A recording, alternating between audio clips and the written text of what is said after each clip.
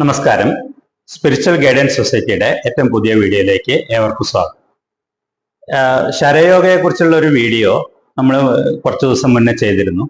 അതിനുശേഷം കുറച്ചുകൂടി കാര്യങ്ങൾ ശരയോഗയെക്കുറിച്ച് ഒരു വീഡിയോ ആയിട്ട് ചെയ്യാൻ പറ്റുമെന്ന് പല പ്രേക്ഷകർ ആവശ്യപ്പെടുകയുണ്ടായി. അപ്പോൾ ശരയോഗയിൽ അന്ന് പറയാത്ത ചില കാര്യങ്ങളാണ് നമ്മൾ ഇന്നത്തെ വീഡിയോയിലുള്ളത്. വളരെ കുറച്ച് കാര്യങ്ങളെ പറയാൻ ശ്രമിക്കുന്നുള്ളൂ. കാരണം ശരയോഗയുടെ വഴിയിലല്ല ഞാൻ വന്നിട്ടുള്ളത്. അതുകൊണ്ട് തന്നെ ശരയോഗയെക്കുറിച്ച് നമുക്ക് പ്രാഥമികമായ ജ്ഞാനം മാത്രമേ ഉള്ളൂ. അതിലത്തെ അറിയുന്ന കാര്യങ്ങളാണ്, നമ്മൾ പഠിച്ച കാര്യങ്ങൾ മാത്രം പറയുന്നു. ശരയോഗയുടെ കേരളത്തിലെ ഒരു അതോറിറ്റി എന്ന് പറയുന്ന ഒരാള് പത്തനംതിട്ട ഉള്ള സുനിൽ ബാബു സാറാണ്. അപ്പോ ശരയോഗയെ കുറിച്ച് ആധികാരികമായിട്ട് പഠിക്കാൻ അദ്ദേഹത്തിൽ നിന്നായിരിക്കും നമുക്ക് കൂടുതൽ സാധ്യതയുള്ളത്. അപ്പോൾ ഞാൻ ഒരു അതോറിറ്റി ആയിട്ട് ഞാൻ ശരയോഗയെ കുറിച്ച് സംസാരിക്കുകയല്ല. നമുക്ക് മനസ്സിലാക്കിയതും അറിഞ്ഞതും നിരീക്ഷിച്ച് നോക്കിയതുമായിട്ടുള്ള കാര്യങ്ങൾ മാത്രം ആണ് നമ്മൾ ശരയോഗയായിട്ട് ബന്ധപ്പെട്ടിട്ട് ഈ വീഡിയോയിൽ പറയുന്നത്.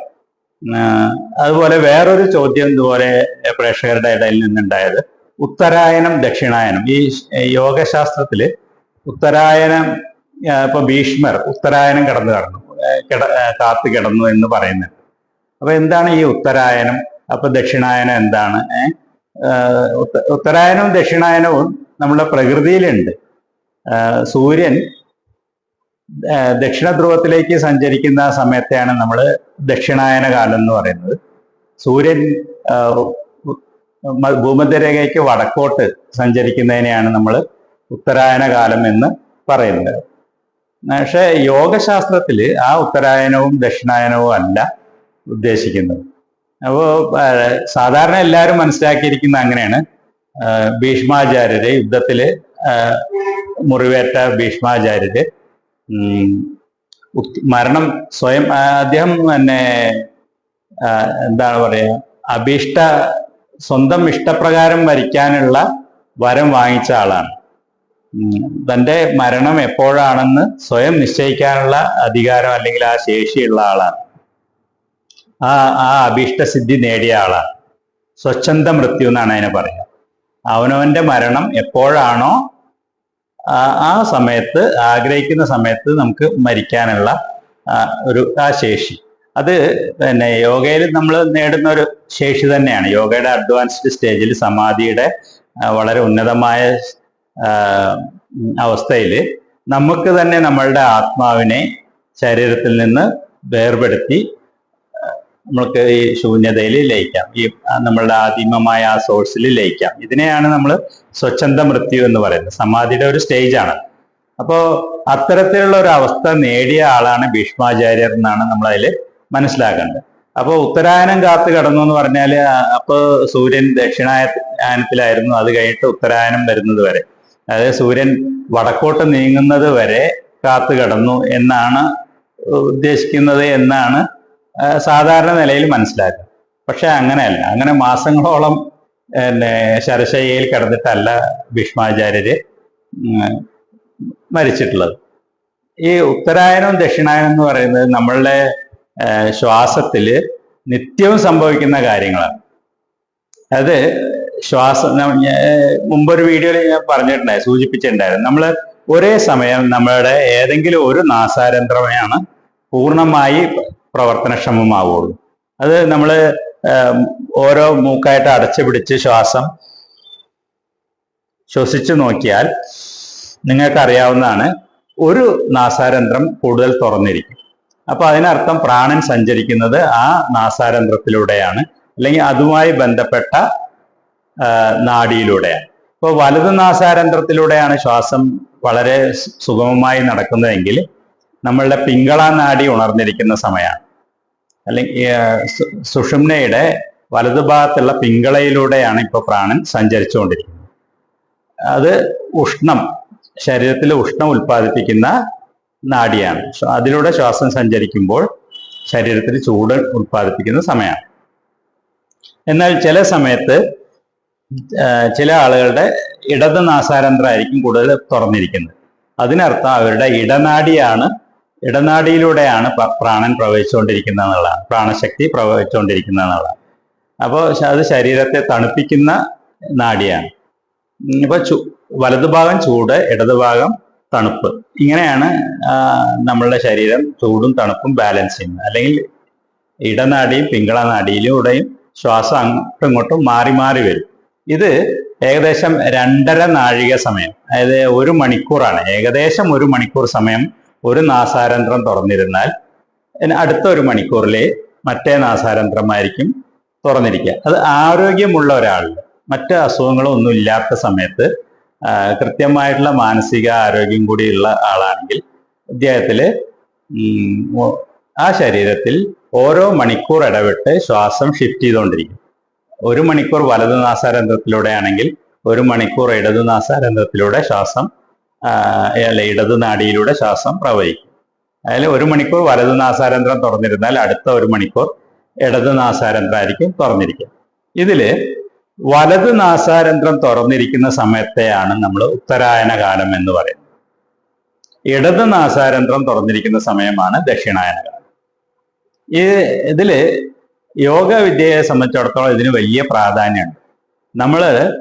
നമ്മളുടെ അവസാന ശ്വാസം പുറത്തു പോകുന്നത് വലത് നാസാരന്ധ്രത്തിലൂടെ ആണെങ്കിൽ, അതായത് പിംഗളനാഡി ആക്ടിവേറ്റ് ആയിട്ടിരിക്കുമ്പോൾ ഉത്തരായന കാലത്താണെങ്കിൽ, അങ്ങനെയാണെങ്കിൽ മാത്രമാണ് ആ ആത്മാവ് ആ ശരീരം വിട്ടിട്ട് നമ്മൾ ഉന്നതമായ ലോകത്തിലേക്ക്, വൈബ്രേഷനിലുള്ള ലോകത്തിലേക്ക് എത്തുക.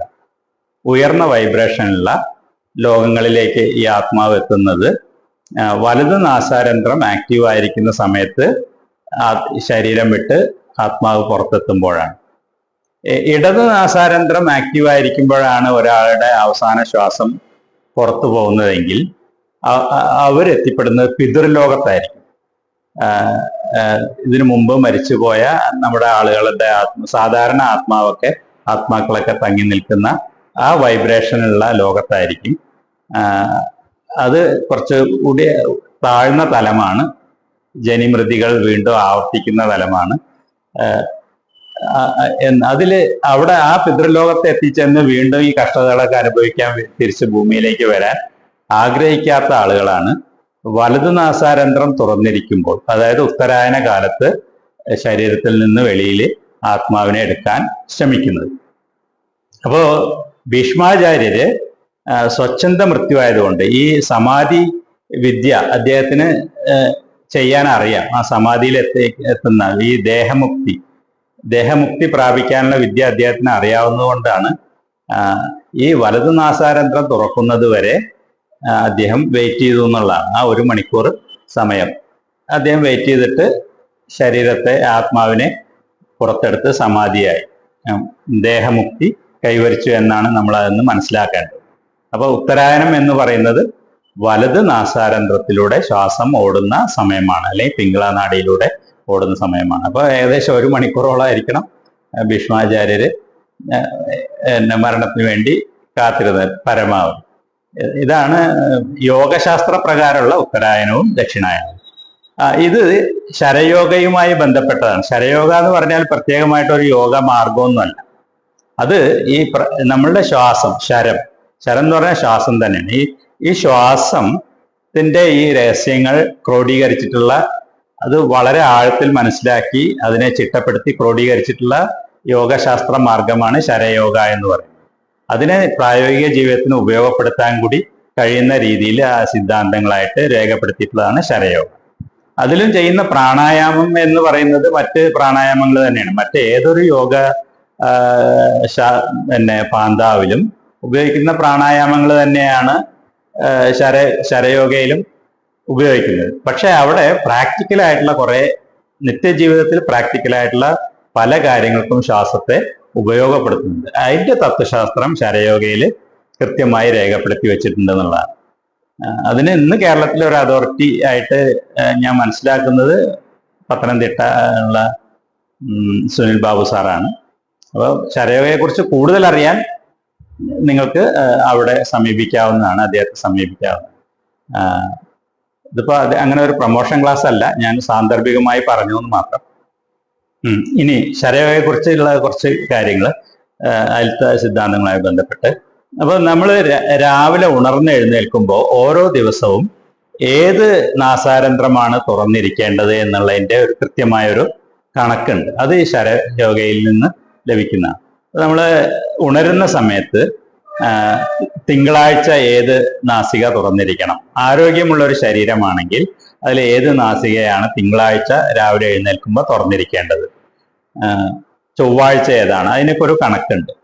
അപ്പോൾ നമുക്ക് ഞായറാഴ്ചയിൽ തുടങ്ങുകയാണെങ്കിൽ ഞായറാഴ്ച രാവിലെ എഴുന്നേൽക്കുന്ന സമയത്ത്, അതായത് 6 മണി സമയത്തൊക്കെ എഴുന്നേൽക്കുന്നു എന്ന് കണക്കാക്കിയാൽ, 5-5:30 ശേഷം എഴുന്നേൽക്കുന്നു കണക്കാക്കിയാൽ, അല്ലെങ്കിൽ ഉദയത്തോടെ എന്ന് കണക്കാക്കാം. സൂര്യൻ ഉദിക്കുന്ന സമയത്ത് നമുക്ക് ഞായറാഴ്ചയാണെങ്കിൽ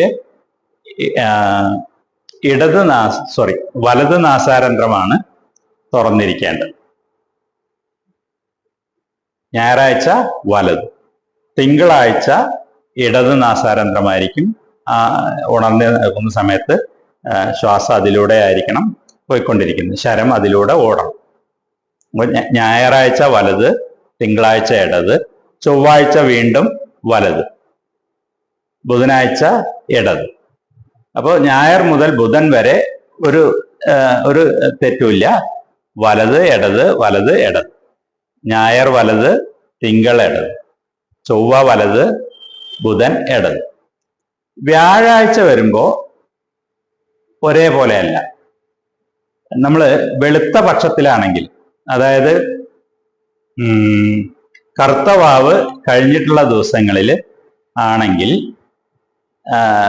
അവിടെ നമ്മൾ വലത് നാസാരന്ധ്രം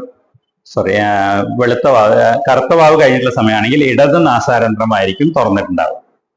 കറുത്തവാവ് കഴിഞ്ഞിട്ടുള്ള വെളുത്ത പക്ഷത്താണെങ്കിൽ വ്യാഴാഴ്ച, വെളുത്ത പക്ഷത്ത് വരുന്ന വ്യാഴാഴ്ചകളിൽ ഇടത് നാസാരന്ധ്രമാണ് തുറന്നിരിക്കേണ്ടത്. അത് കറുത്ത പക്ഷത്തിൽ, അതായത് വെളുത്തവാവ് കഴിഞ്ഞിട്ടുള്ള വ്യാഴാഴ്ചയാണെങ്കിൽ ഇതുപോലെ വലത് നാസാരന്ധ്രമായിരിക്കും തുറന്നിരിക്കുക രാവിലെ. ഇത് ആരോഗ്യമുള്ള ഒരാളുടെ ഇതാണ് പറയുന്നത്. ഇത് നോക്കിയിട്ട് അറിയാം നമ്മുടെ ഒരു ആരോഗ്യത്തിന്റെ ഒരു അവസ്ഥ. അത് നല്ല രീതിയിൽ നമ്മളുടെ ഊർജപ്രവാഹം കറക്റ്റായിട്ടാണോ നടക്കുന്നത് എന്നുള്ളത് അറിയാനുള്ള ഒരു സൂചനയാണ്. അപ്പോൾ വ്യാഴാഴ്ച കറുത്ത വാവിന് ശേഷമാണെങ്കിൽ ഇടത് നാസാരന്ധ്രവും, വെളുത്ത വാവിന് ശേഷം വരുന്ന വ്യാഴാഴ്ചയാണെങ്കിൽ വലത് നാസാരന്ധ്രവുമായിരിക്കും. വെളുത്ത വാവിന് ശേഷമുള്ളതാണ് വലത് നാസാരന്ധ്രവുമാണ് തുറന്നിരിക്കേണ്ടത്. അത് കഴിഞ്ഞ് വ്യാഴാഴ്ച കഴിഞ്ഞാൽ വെള്ളിയാഴ്ച തീർച്ചയായും ഇടത് നാസാരന്ധ്രമാണ് തുറന്നിരിക്കേണ്ടത്. ശനിയാഴ്ച വലത് നാസാരന്ധ്രം. ഇതാണ് അതിൻ്റെ ഒരു കണക്ക്. അപ്പോൾ നോക്കാം. ഞായർ വലത്, തിങ്കൾ ഇടത്, ചൊവ്വ വലത്, ബുധൻ ഇടത്. വ്യാഴാഴ്ചയിൽ 2 തരത്തിൽ വരാം.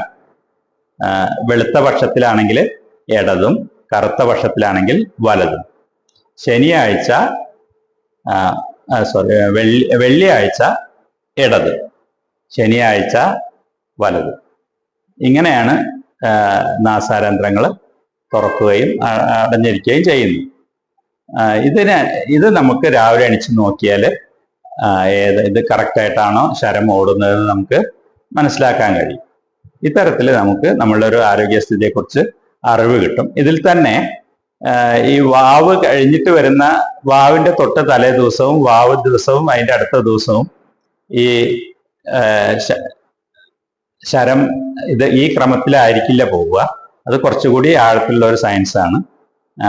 അത് ചെറിയ വ്യത്യാസം ഉണ്ടാവും. വാവിന്റെ തലേ ദിവസം, വാവ് ദിവസം, അതിന്റെ പിറ്റേ ദിവസമൊക്കെ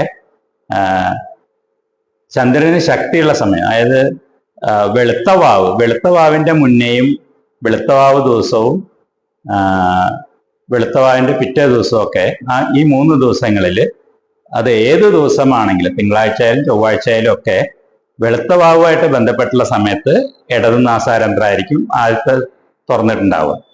അതുപോലെ കറുത്തവാവിന്റെ തലേ ദിവസം, കറുത്തവാവ് ദിവസം, അതിന്റെ പിറ്റേ ദിവസം, അത് ഏത് ദിവസമാണെങ്കിലും വലത് നാസാരന്ധ്രമായിരിക്കും തുറന്നിട്ടുണ്ടാവുക. അവിടെ ചന്ദ്രന് ശക്തി കുറവായതുകൊണ്ട്. അപ്പോൾ ഇതുകൂടി ഈ ശരയോഗയായിട്ട് ബന്ധപ്പെട്ടുള്ള കാര്യങ്ങളാണ്. ഇതിന്റെ ആഴത്തിലുള്ള സയൻസ് വേറെ ഉണ്ട് ഒരുപാട്. കൂടുതൽ പഠിക്കുമ്പോൾ ഇതുമായിട്ട് ബന്ധപ്പെട്ടിട്ട് ഇപ്പോൾ നമ്മളൊരു കാര്യസാധ്യത്തിന് വേണ്ടിയിട്ട് പ്രവർത്തിക്കുമ്പോൾ, മുന്നോട്ട് ഇറങ്ങുമ്പോൾ ഏത് നാഡിയിലൂടെ ശ്വാസം ഓടണം, ഏത് നാഡിയിലൂടെ ശ്വാസം ഓടിയാലാണ് ആ ഇറങ്ങിയ കാര്യം സക്സസ് ആവുക, അല്ലെങ്കിൽ ഒരാളുമായിട്ടൊരു ഡീൽ ചെയ്യുമ്പോൾ അയാൾ ഏത് ഭാഗത്തായിരിക്കണം, ഏത് നാസാരന്ധ്രം നമ്മളെ തുറന്നിരിക്കുമ്പോഴാണ് ആ ഡീല് നമുക്ക് സക്സസ് ആയിട്ട് കമ്മിറ്റ് ചെയ്യാൻ കഴിയുക. ഇങ്ങനെയൊക്കെയുള്ള ഒരുപാട് സയൻസ് ഇതിന്റെ പുറകിൽ ഇനിയും പഠിക്കാനുണ്ട്. അത് നിങ്ങൾ കൂടുതൽ ആഴത്തിൽ അതിന്റെ അതോറിറ്റിയിൽ നിന്ന് പഠിക്കുക. അതൊരു വണ്ടർഫുൾ ആയിട്ടുള്ള സയൻസ് ആണ്. ഒരുപാട് കാര്യങ്ങൾ ഈ സയൻസിനകത്ത് ഉണ്ട്, ശാസ്ത്രത്തിനകത്തുണ്ട്. ഇതൊക്കെ വർഷങ്ങളായിട്ടുള്ള നമ്മളുടെ ഋഷിമാരുടെ ഗവേഷണത്തിൽ നിന്ന് തെളിഞ്ഞ് പ്രൂവൺ ആയിട്ടുള്ള കാര്യങ്ങളാണ്. പിന്നെ അത് മറന്നുപോയി, ആളുകളിലേക്ക് ആ വിദ്യ, ഈ ശാസ്ത്രം വേണ്ടത്ര രീതിയിൽ എത്താത്തത് കൊണ്ട് വിസ്മൃതിയിലായി പോയിന്നേ ഉള്ളൂ. ഇപ്പായിട്ട് തുടർച്ചയായിട്ട് അതിൽ ഉണർവുണ്ടാവുന്നുണ്ട്. അത് കാര്യങ്ങൾ പഠിക്കാൻ, അന്ന് അവർ രേഖപ്പെടുത്തി വെച്ച കാര്യങ്ങൾ പഠിക്കാൻ ആളുകൾ തയ്യാറായിട്ടുണ്ട്. പഠിപ്പിക്കാനുള്ള ആളുകളും ഇന്ന് അവൈലബിൾ ആയിട്ട് വരുന്നുണ്ട്. അപ്പോൾ ശരയോഗയിൽ അധികമായിട്ട് താല്പര്യമുള്ളവരുണ്ടെങ്കിൽ ഇത്തരത്തിലുള്ള ഗുരുക്കന്മാരെ സമീപിക്കുക. വണ്ടർഫുൾ ആയിട്ടുള്ള ഒരു സയൻസ് ആണ്, യോഗിക് സയൻസ് ആണ് ശരയോഗ എന്നുള്ളത്. അത് സ്വായത്തമാക്കുന്നത് എന്തുകൊണ്ടും നല്ലതായിരിക്കും. ഈ വീഡിയോ നിങ്ങൾക്ക് ഇഷ്ടപ്പെട്ടെങ്കിൽ പരമാവധി ആളുകളിലേക്ക് ഷെയർ ചെയ്യുക. നന്ദി, നമസ്കാരം. ഇത്തരത്തിൽ യോഗയുമായി ബന്ധപ്പെട്ട അനേക രഹസ്യങ്ങൾ അനുഭവത്തിന്റെ അടിസ്ഥാനത്തിൽ രേഖപ്പെടുത്തിയിട്ടുള്ള പുസ്തകമാണ് തുരീയം ബോധോദയത്തിന്റെ രാസവിദ്യ എന്നത്. ഇന്നേ വരെ മറ്റൊരു ഗ്രന്ഥത്തിലും പ്രതിപാദിച്ചിട്ടില്ലാത്ത അത്രയും രഹസ്യവിവരങ്ങൾ ഈ ഗ്രന്ഥത്തിൽ നിങ്ങൾക്ക് ലഭ്യമാവും. ഈ പുസ്തകം ആവശ്യമുള്ളവർ സ്ക്രീനിൽ കാണുന്ന ഈ നമ്പറിലേക്ക് നിങ്ങളുടെ അഡ്രസ്, പിൻ നമ്പർ സഹിതം വാട്സാപ്പ് ചെയ്യുക.